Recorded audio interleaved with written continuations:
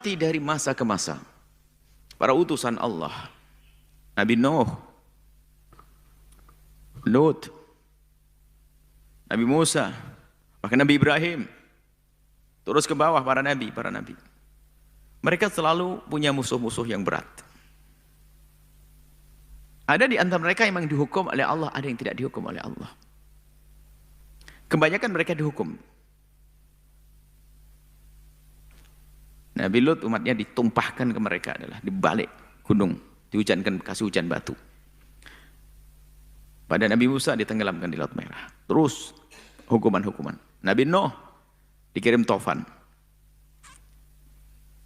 Nah, tapi ada zaman ini Masya Allah ada orang ganggu Nabi kok aman-aman saja dia. Ganggu orang berdakwah. Ganggu para ulama. Ulama berdakwah diganggu dan diganggu. Tapi kalau mereka aman-aman saja ini gimana nih? Berjaya terus ya. Sukses bisnisnya, sukses jabatannya, sukses ini. Wah, nih gimana ini? Wala tahsabannallaha ghafila. Tahsaba hasiba yahsabu menduga.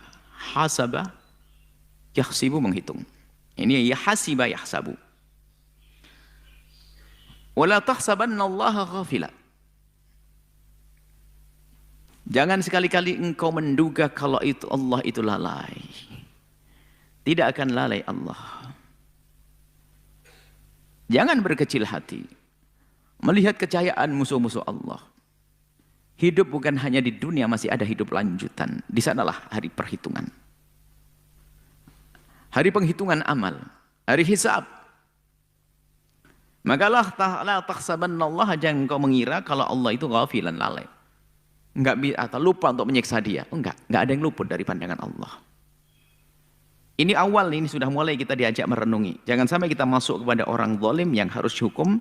Sebab hukuman Allah kalau tidak terjadi kepada hambanya di dunia, masih ada alam barzah pun adalah waktu yang panjang, masa penantian, dan di situ pun ada siksa. Belum lagi nanti di padang mahsyar, belum siksa, tapi tersiksa hingga sampai masuk neraka atau masuk surga. Wala tahsabannallaha, jangan kau sekali-kali menduga. Jangan sekali-kali menduga. Sebetulnya ini sudah jelas, kita tidak menduga yang demikian itu. Kita yakin Allah Maha tahu. Wala tahsabannallaha, jangan sekali-kali engkau menduga Allah itu ghafilan, lalai. Amma ya'malu dhalimun, apa yang dilakukan orang-orang zalim. Zalim bermacam-macam, zalim kepada dirinya sendiri dengan melakukan kesalahan, dosa, maksiat dan seterusnya. Karena sesungguhnya kalau orang menyakiti dirinya adalah zalim kepada dirinya sendiri. Menyakiti adalah sifatnya adalah bisa saja menyakiti jangka pendek. Menyakiti jangka panjang. Atau menyakiti nanti di akhirat itu sama kasusnya. Sebab hubungannya dengan keyakinan. Keyakinan dengan hari akhir, maka meyakini adanya hari akhir. Lah kok dia ini suruh berpikir, nggak masuk akal, kecuali nggak beriman kepada hari akhir dia. Kalau seorang beriman, adanya kehidupan setelah kehidupan di dunia ini. Kemudian buah daripada yang dilakukan di dunia akan dipetik nanti. Jika itu baik, maka akan menemukan kebaikan. Jika itu keburukan, maka akan melihat keburukan tersebut. Nah, dengan penuh keyakinan loh ya. Kira-kira kalau orang yang meyakini yang demikian itu apa yang dilakukan saat berada di dunia? Karena dia cerdas, di samping setelah dia punya keyakinan, dia punya cerdas. Aku diberi bekal untuk menyiapkan diriku menghadapi hari itu. Maka dia pasti berbuat baik. Lalu di saat dia tidak mempersiapkan untuk kehidupan di sana, maka dia zalim kepada dirinya sendiri. Biarpun saat itu belum terlihat siksa itu. Maka ada orang menzalimi dirinya sendiri, ada saat ini juga. Seketika dia menyakiti dirinya, zalim pada diri sendiri. Atau menyakiti dirinya jangka panjang, minum sesuatu yang tidak sehat sehingga menjadi sakit di masa tuanya, haram. Atau menyakiti dirinya sendiri di akhirat, di dunia enggak, tapi melakukan dosa-dosa. Lah itulah zalimun dengan 3 martabatnya tadi. Al-zalimun, ya'malu zalimun Allah. Tidak akan lalai, lupa dengan para orang-orang zalim itu. Orang-orang zalim itu enggak akan luput dari hukuman Allah. Lalu kenapa kok mereka ada orang berjasa sampai mati dia sukses?